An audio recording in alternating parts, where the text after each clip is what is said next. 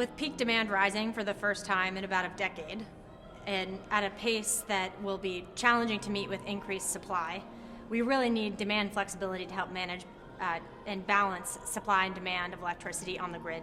We also are just seeing an extreme adoption rates of distributed energy resources in the form of flexible demand from electric water heaters and smart thermostats and heating systems and the residential side. Manufacturing growing in the US, creating more commercial and industrial flexible loads.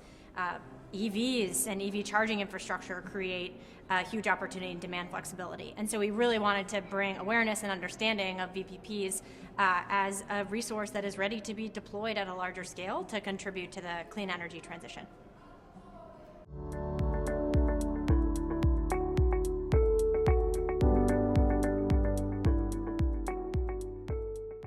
In addition to the increase in peak demand that we are experiencing, there are also other grid challenges such as extreme weather events. And so by integrating a diverse portfolio of DERs and with a distributed footprint, virtual power plants can contribute to bringing power back online in the event of a grid outage or preventing that outage altogether by orchestrating demand or distributed storage or generation to contribute to grid operations and support the bulk power system, whether that's clean, firm power of nuclear or intermittent renewables like solar and wind.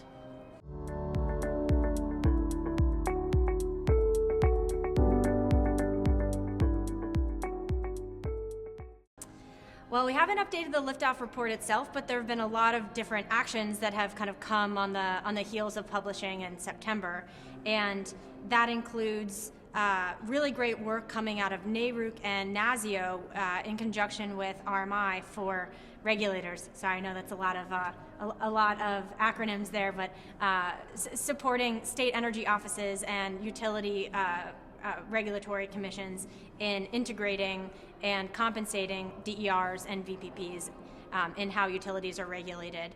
We've also seen a lot of enthusiasm from utilities and from service providers wanting to share exactly how their VPPs work and how big they are. I had a great conversation recently with North Carolina electric co-ops who have a 600 megawatt VPP, or they call it even beyond VPP, 600 megawatts of distributed energy resources contributing to their system peak of about 4,000 megawatts. So that's a huge amount of peak demand served by VPPs. And then within the Department of Energy, some actions that we've taken since publishing the Liftoff report include publishing distribution system hosting capacity map database through our website.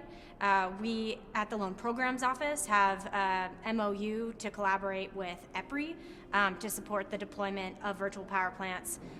We at the Office of Clean Energy Demonstrations are reviewing applications for distributed energy systems that manage 25% of peak or more with distributed energy resources to demonstrate that high level of penetration on the grid. And so there's been a lot of action, a lot of momentum that continues to build since the Liftoff report came out.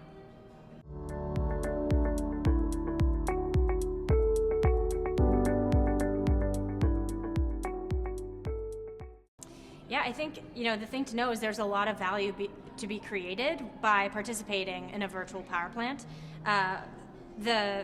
Whether it's a storage asset or flexible demand, distributed generation that can provide grid services, that is only going to get more and more valuable to the local utility or the bulk power system nearby where those commercial industrial sites are. And so the C&I site shouldn't just think of this as business operations continuity to have these on site. They should think about it as a source of value for their business. And I'd love to see innovative collaborations with utilities or transmission operators across various commercial and industrial sites, as well as the service providers who are really helping them implement.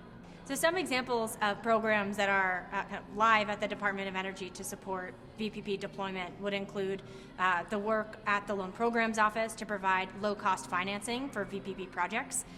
We penned a conditional commitment with Sonova, for example, last year for up to $3 billion of loan guarantee to reduce the cost of financing of solar and storage systems that are enabled with VPP software. Outside of the Loan Programs Office, we have our Office of Clean Energy Demonstrations, reviewing applications for distributed energy systems that use DERs to manage 25% or more of peak demand, to demonstrate kind of what the hardware, software, and operational details look like for VPPs to play a role at that degree of kind of penetration and adoption. We also have the GRIP program with our Grid Deployment Office to finance, or I should say finance, it's concessionary capital to help pay for grid modernization investments. We have our state and community energy program working with state energy offices to deploy rebates for home electrification and for DERs. There's a very long list, and we have a lot of great technical assistance happening for regulators, and the momentum really continues.